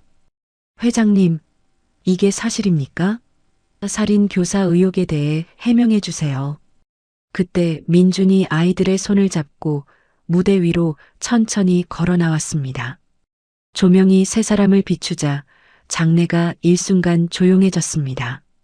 민준이 마이크를 잡고 강태석을 똑바로 쳐다보았습니다. 강 회장님, 이 아이들이 누군지 기억하십니까? 강태석이 쌍둥이를 보고 뒷걸음질 치며 얼굴이 하얗게 변했습니다. 이게 뭐야? 강태석이 떨리는 목소리로 외쳤습니다. 하지만 이미 그의 운명은 결정된 상태였습니다. 아수라장이 된 행사장 무대 위, 강태석이 쌍둥이를 보고 뒷걸음질 치며 안색이 핏기 하나 없이 변했습니다. 손이 부들부들 떨리며 말을 잇지 못했습니다. 민준이 마이크를 통해 관중들을 향해 말했습니다. 이 아이들은 강태석이 버린 친자식들입니다. 장내가 술렁거리며 웅성거림이 커졌습니다. 기자들이 미친 듯이 셔터를 눌러댔습니다. 대형 스크린에 유전자 검사 결과지가 떠올랐습니다. 친자관계 성립 99.9%라는 글자가 선명하게 보였습니다. 이어서 강태석이 보육원에 아이들을 버릴 때 작성한 서류들이 공개되었습니다. 저건 조작이야. 다 거짓말이야. 강태석이 목청을 높여 소리쳤습니다. 민준이 차분하게 마이크에 대고 말했습니다. 자신의 욕망을 위해 연인과 자식들을 버리고 심지어 살해까지 한 자가 정치를 논합니까? 관중들 사이에서 야유와 분노의 목소리가 터져 나왔습니다. 나가라. 살인자. 강태석이 손사래를 치며 변명했습니다. 다 음해야. 저놈이 나를 음해하는 거야. 그때 무대 뒤에서 트럭 운전사 최철수가 나타났습니다. 수갑을 찬 보육원 박 원장도 경찰과 함께 등장했습니다. 두 증인의 등장에 강태석은 다리에 힘이 풀려 무대 바닥에 주저앉았습니다. 최철수가 마이크 앞에 서서 증언했습니다. 강태석 비서실장이 저에게 돈을 주며 서지은 씨를 죽이라고 했습니다. 박 원장도 떨리는 목소리로 말했습니다. 아이들을 학대하고 숨기라는 지시를 받았습니다. 강태석에게서요. 기자들이 펜을 들고 받아 적으며 질문을 던졌습니다. 강 회장님, 이에 대해 해명해 주십시오. 강태석이 바닥에 앉은 채로 중얼거렸습니다. 이럴 리가 없어. 경찰들이 무대 위로 올라와 강태석에게 수갑을 채웠습니다. 강태석, 살인 교사 및 아동 유기 혐의로 체포합니다. 강태석이 끌려가면서도 민준에게 악을 썼습니다. 한민준, 내 놈이 다 꾸민 거지. 예솔이 무서워서 울음을 터뜨리자 민준이 아이를 품에 안아 달랬습니다. 무서워하지 마. 이제 다 끝났어. 민준이 카메라를 향해 마지막 말을 했습니다. 정의가 반드시 승리한다는 것을 보여드렸습니다. 강태석이 경찰차에 태워지는 모습이 생중계로 전국에 방송되었습니다. 시청률이 실시간으로 치솟았습니다. 증권가에서는 태영그룹 주가가 하한가로 곤두박질 쳤습니다. 투자자들이 패닉 상태에 빠져 주식을 팔아치웠습니다. 민준이 아이들을 데리고 무대를 내려왔습니다. 기자들이 몰려들었지만 경호원들이 길을 터주었습니다. 차 안에서 아이들이 민준의 품에서 잠이 들었습니다. 긴장과 피로에 지친 모습이었습니다. 김 실장이 운전석에서 보고했습니다. 태영그룹 이사회가 긴급 소집되었습니다. 강태석 해임을 논의 중입니다. 민준이 창밖을 보며 허무함과 안도감을 동시에 느꼈습니다. 복수는 끝났지만 뭔가 공허하네. 그래도 아이들을 지키셨잖습니까? 민준이 잠든 아이들을 내려다보며 미소를 지었습니다. 집으로 돌아온 민준은 아내의 사진 앞에 새백합 꽃다발을 놓았습니다. 지은아, 약속 지켰어. 아이들도 지켰고 복수도 했어. 사진 속 지은은 여전히 따뜻하게 미소 짓고 있었습니다. 뉴스에서는 강태석 사건이 톱뉴스로 다뤄졌습니다. 정계와 재계에 큰 파장이 일고 있다고 보도했습니다. 민주는 드디어 지은과 아이들에게 진정한 평화를 찾아주었다고 생각했습니다. 강태석 구속 수사 중 서울구치소 독방에 갇힌 강태석이 차가운 콘크리트 벽을 바라보며 중얼거렸습니다. 이게 꿈이야, 꿈이야.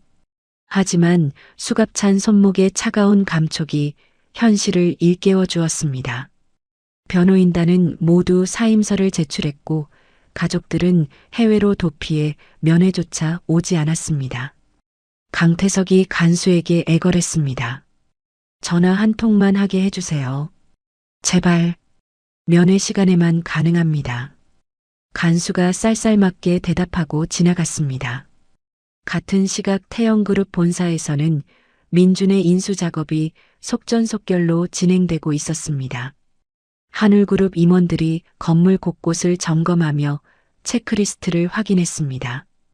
회장님, 태영그룹 자산평가가 완료되었습니다. 김 실장이 보고서를 민준에게 건넸습니다. 생각보다 부채가 많네. 하지만 핵심 사업부는 건실해. 민준이 서류를 넘기며 만족스러운 표정을 지었습니다. 태영그룹 본사 1층 로비에서 간판 교체 작업이 진행되었습니다. 태영그룹 간판이 내려가고 한울그룹 계열사 간판이 올라갔습니다. 직원들이 로비에 모여 불안한 표정으로 지켜보았습니다. 우리 일자리는 어떻게 되는 거지? 정리해고 되는 거 아니야? 민준이 마이크를 들고 직원들 앞에 섰습니다. 태영그룹 임직원 여러분, 저는 한울그룹 회장 한민준입니다. 직원들이 긴장한 표정으로 민준을 바라보았습니다. 여러분의 고용은 모두 승계됩니다. 걱정하지 마세요. 직원들 사이에서 안도의 한숨과 박수가 터져나왔습니다. 단 회사를 새롭게 만들어갈 분들만 함께하겠습니다. 민준의 카리스마 넘치는 연설에 직원들이 환호했습니다. 하지만 집에서는 문제가 생겼습니다. 아이들의 담임 선생님이 민준에게 전화를 걸어왔습니다. 학부모님, 아이들이 학교에서 힘들어하고 있어요. 민준이 급하게 물었습니다. 무슨 일인가요? 다른 아이들이 살인자 딸이라고 놀려서 따돌림을 당하고 있습니다. 민준의 얼굴이 굳어졌습니다. 급히 학교로 달려간 민준은 교실 구석에 웅크리고 있는 아이들을 발견했습니다. 예솔과 예진이 책상에 엎드려 흐느끼고 있었습니다. 칠판에는 악의적인 낙서들이 가득했습니다. 살인자, 나쁜 애들 같은 글씨들이 아이들을 아프게 했습니다.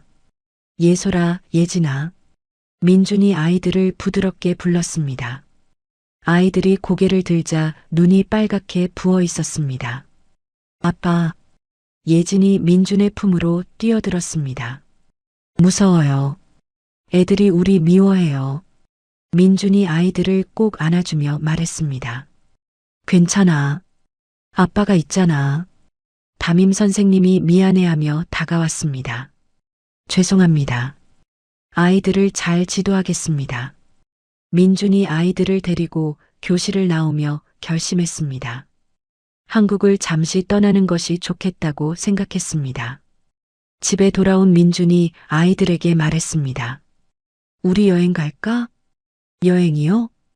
예솔이 관심을 보였습니다. 응. 멀리 가서 조용히 지내자. 예진이 걱정스럽게 물었습니다. 언제까지요? 아이들이 상처 다 나을 때까지. 민주는 그날 밤 스위스행 항공편을 예약했습니다.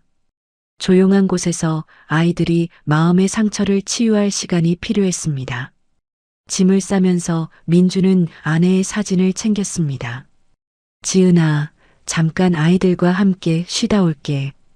복수는 끝났지만 진정한 치유는 이제부터 시작이었습니다. 스위스의 한적한 시골 마을. 알프스 산맥이 한눈에 내려다 보이는 작은 오두막에 민준과 아이들이 짐을 풀었습니다.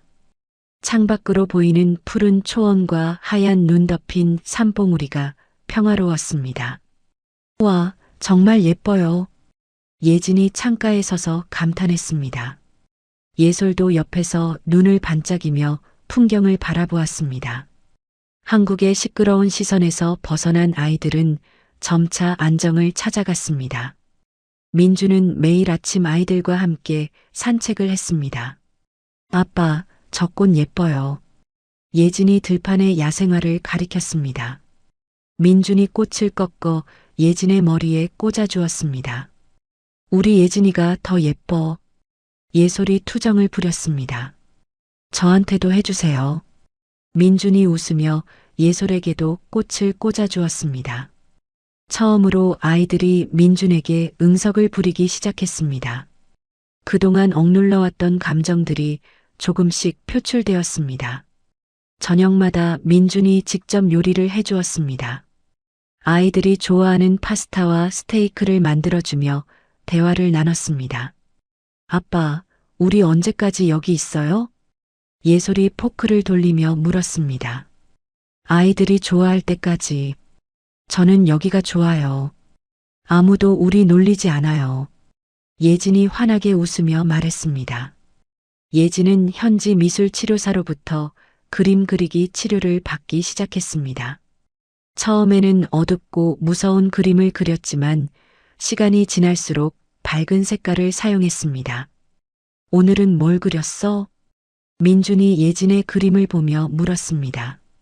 아빠예요. 웃고 있는 아빠. 그림 속 아빠 얼굴은 노란색과 주황색으로 밝게 칠해져 있었습니다. 민주는 아이들에게 엄마와의 추억을 하나씩 이야기해 주었습니다. 엄마는 너희를 정말 사랑했어. 너희를 지키려고 목숨까지 걸었거든. 아이들이 엄마에 대한 이야기를 들으며 위로를 받았습니다. 엄마가 우리를 사랑했던 게 맞아요? 예솔이 조심스럽게 물었습니다.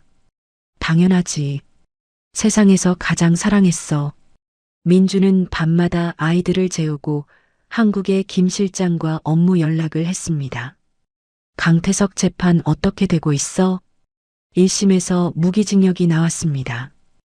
항소했지만 인용될 가능성은 낮습니다.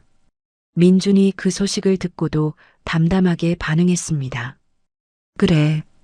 이제 관심 없어. 어느 날 아이들이 들판에서 꽃을 꺾어 민준에게 화관을 만들어 주었습니다. 아빠, 이거 써봐요. 예솔이 꽃으로 엮은 화관을 민준의 머리에 씌워 주었습니다. 민준이 바보같이 웃으며 아이들과 잔디밭에서 뒹굴었습니다. 오랜만에 진심으로 행복한 시간이었습니다. 아빠 바보 같아요. 예진이 깔깔거리며 웃었습니다. 바보 아빠가 좋아? 네, 바보 아빠 최고. 아이들의 순수한 웃음소리가 알프스 산맥에 울려 퍼졌습니다. 몇 달이 지나자 예솔이 민준에게 물었습니다. 아빠, 우리 한국 언제 가요? 가고 싶어? 응. 엄마한테 꽃 보여주고 싶어요. 민준이 아이들이 충분히 강해졌음을 느꼈습니다. 이제 한국으로 돌아갈 준비가 되었다고 판단했습니다. 세 사람은 짐을 정리해서 한국행 비행기에 올랐습니다. 비행기 창밖으로 보이는 구름 위에서 아이들은 평화롭게 잠들었습니다. 민준이 아이들의 손을 잡고 속삭였습니다. 이제 진짜 집으로 가자. 치유의 시간이 끝나고 새로운 시작을 준비할 때였습니다. 1년 후 다시 한국집. 민준의 집 마당에는 아이들의 밝은 웃음소리가 가득했습니다. 예전 계집이 있던 자리에는 유기견 보호소에서 입양한 골든 리트리버 구름이가 살고 있었습니다. 구름아, 이리 와. 예솔이 강아지를 부르며 공을 던졌습니다. 구름이가 꼬리를 흔들며 공을 물고 돌아왔습니다. 예진은 구름이의 털을 쓰다듬으며 환하게 웃었습니다. 아빠, 구름이가 웃는 것 같아요. 정말 그런 것 같네. 민준이 아이들과 함께 마당에서 놀고 있었습니다. 민준은 아이들의 입양 절차를 완벽하게 마무리했습니다. 가정법원에서 최종 허가가 나온 후 아이들은 법적으로도 민준의 딸이 되었습니다. 호적 등본에는 한예솔, 한혜진이라는 이름이 선명하게 기록되었습니다. 더 이상 강 씨가 아닌 한 씨였습니다. 아이들이 전학 간 새 학교에서는 따뜻한 환영을 받았습니다. 담임 선생님이 특별히 배려해서 아이들이 잘 적응할 수 있도록 도왔습니다.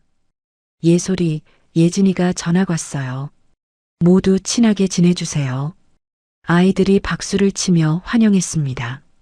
스위스에서의 치유 시간 덕분에 예솔과 예진은 자신감을 되찾았습니다. 민주는 학부모 참관 수업에 참석해서 아이들을 흐뭇하게 지켜보았습니다. 다른 학부모들도 민준에게 자연스럽게 인사했습니다. 예솔이 아빠시죠? 아이가 정말 예의 바르더라고요. 발표 시간에 예솔이 일어나서 말했습니다. 제가 존경하는 사람은 우리 아빠예요. 민준이 뒤에서 조용히 눈물을 훔쳤습니다. 아빠는 저희를 구해주신 영웅이에요. 예솔의 발표를 들으며 민준의 가슴이 벅찼습니다. 주말마다 세 사람은 캠핑을 가거나 놀이공원에 가며 추억을 쌓았습니다. 텐트 안에서 손전등을 켜고 이야기를 나누는 시간이 소중했습니다. 아빠, 우리 계속 이렇게 행복할 수 있을까요? 예진이 민준의 품에 안기며 물었습니다. 당연하지. 우리는 가족이니까.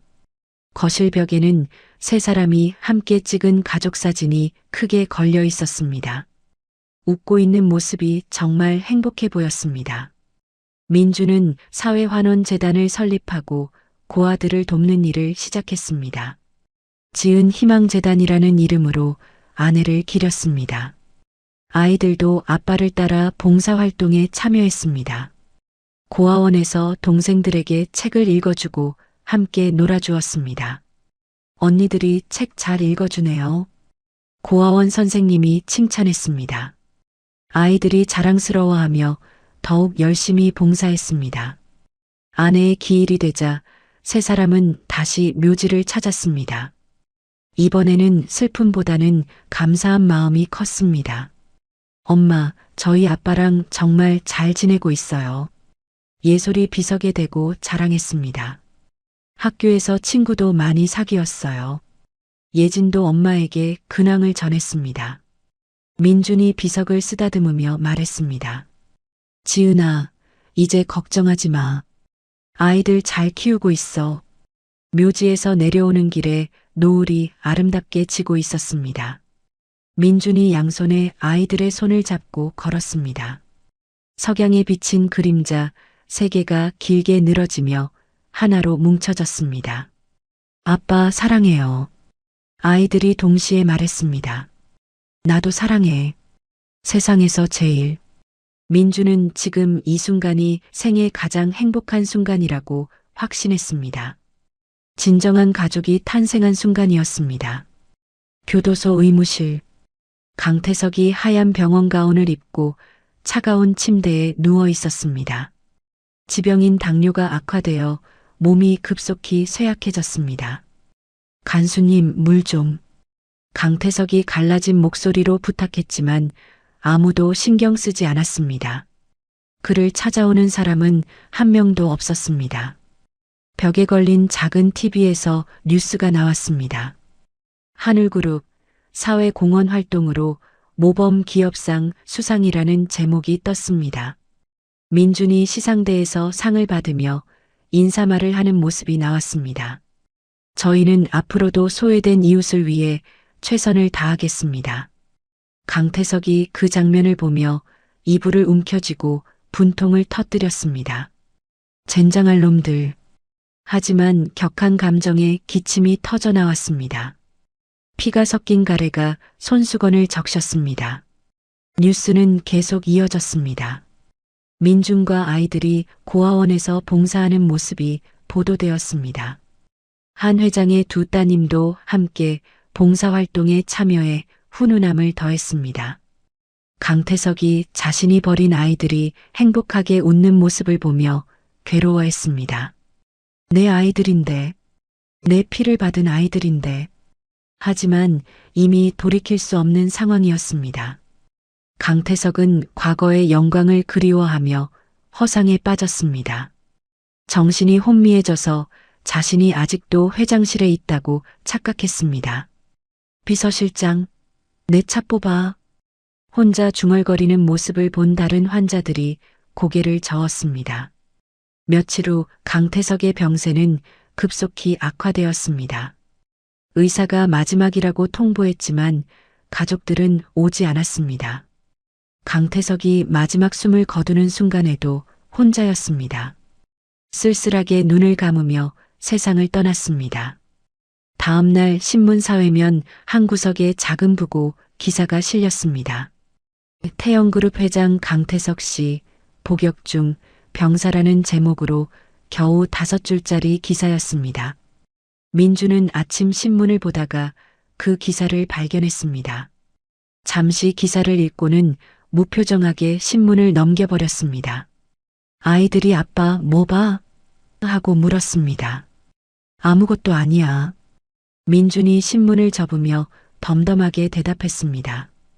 강태석은 이제 그들에게 더 이상 아무런 의미도 없는 존재였습니다. 과거의 악몽일 뿐이었습니다. 그날 저녁 민준과 아이들은 평소처럼 함께 저녁 식사를 준비했습니다. 메뉴는 아이들이 가장 좋아하는 김치찌개였습니다.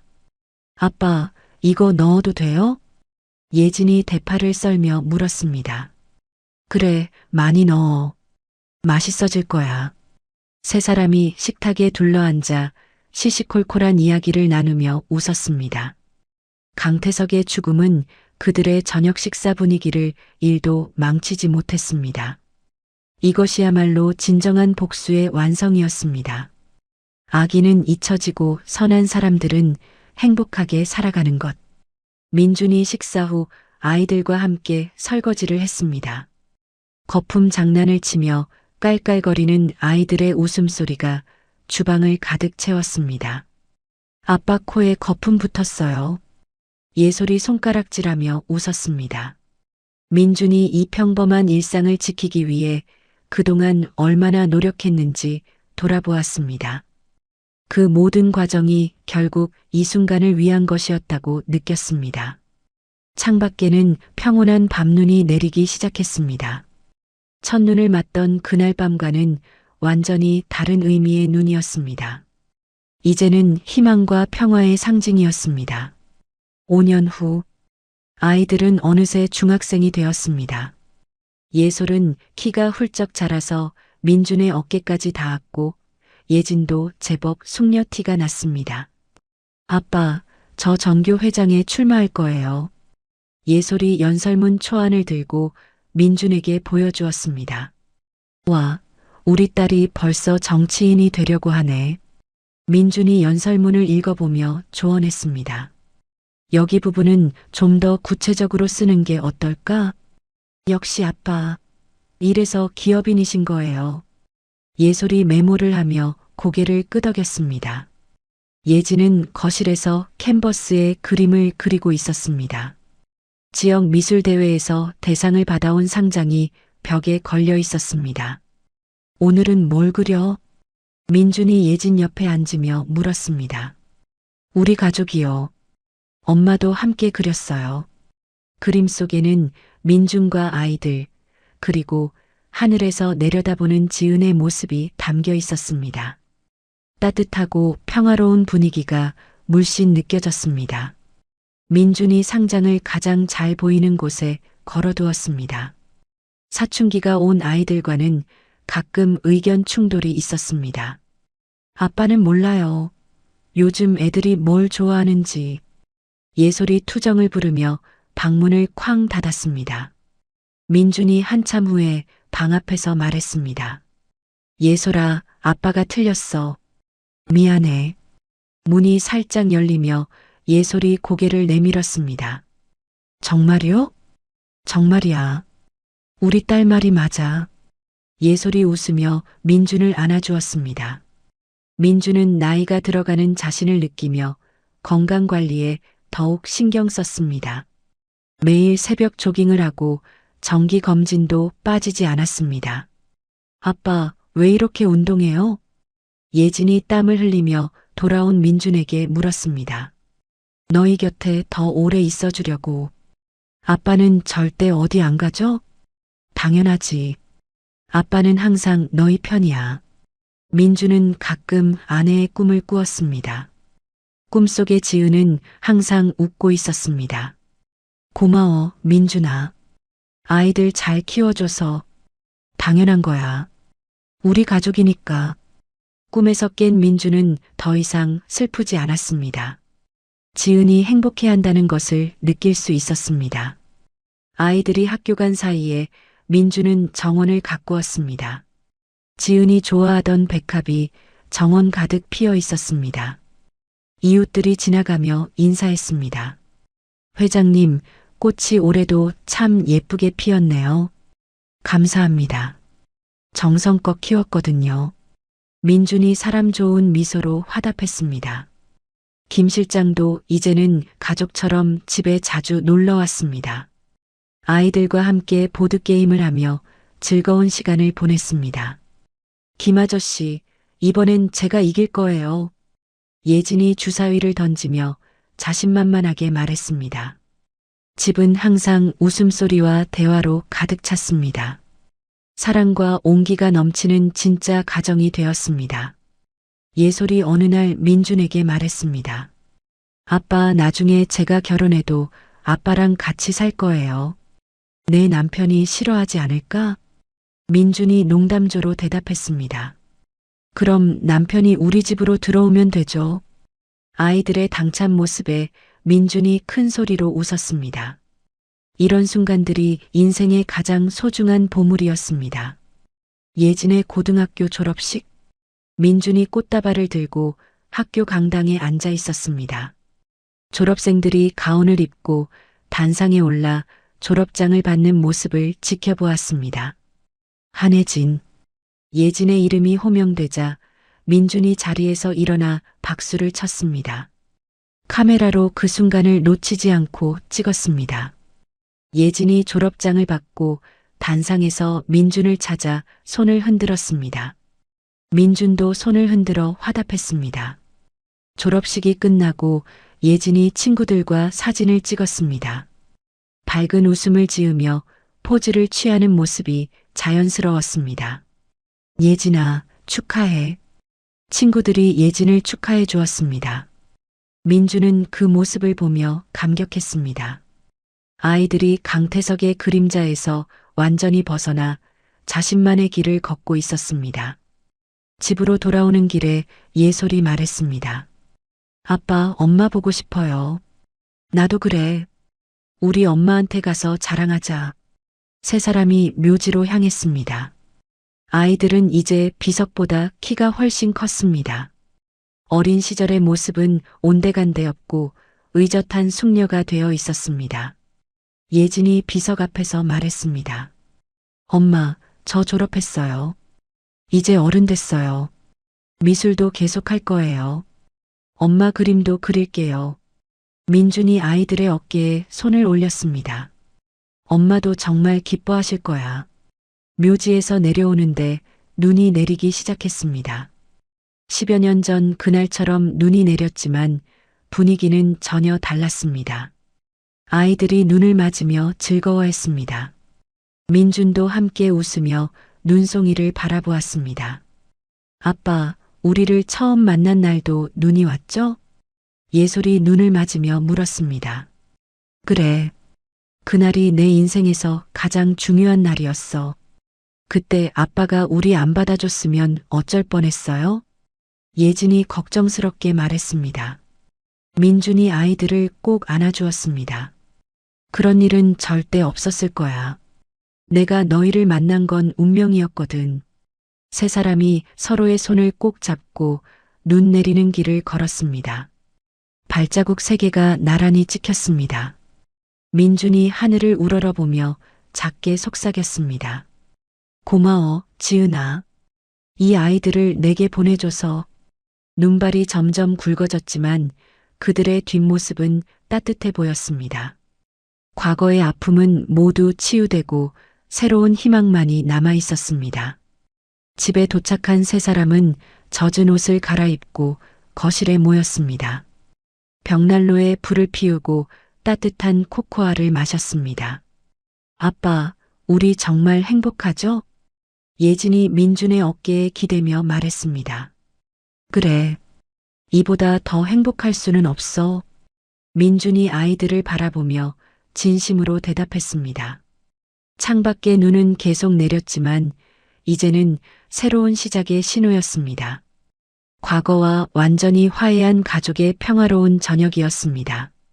다시 현재 거실 벽난로 앞 민준과 성인이 된 두 딸이 벽난로 앞 소파에 앉아 따뜻한 차를 마시고 있었습니다. 예솔은 하늘그룹에서 경영 수업을 받으며 후계자 수업을 하고 있었고 예진은 화가로 성공해 개인전까지 열었습니다. 거실 벽에는 예진이 그린 눈 오는 밤의 집 작품이 걸려 있었습니다. 그림 속에는 계집에 웅크린 두 아이와 우산을 든 남자가 그려져 있었습니다. 그 그림은 이제 슬픈 기억이 아닌 가족이 시작된 소중한 순간을 담은 작품이었습니다. 민주는 흰머리가 제법 늘었지만 표정은 그 어느 때보다 편안했습니다. 구름 위의 새끼 강아지들이 거실을 뛰어다니며 활기를 더했습니다. 예솔이 갑자기 폭탄 선언을 했습니다. 아빠, 이번 주말에 남자친구 데려와도 될까요? 민준이 차를 마시던 손을 멈추고 짐짓 심각한 표정을 지었습니다. 남자친구. 하지만 눈가에는 웃음기가 돌고 있었습니다. 예진이 옆에서 거들었습니다. 언니 남자친구 정말 잘생겼어요. 키도 크고 착하고. 아빠보다 잘생겼어? 민준이 질투하는 척하며 물었습니다. 당연히 아빠가 최고죠.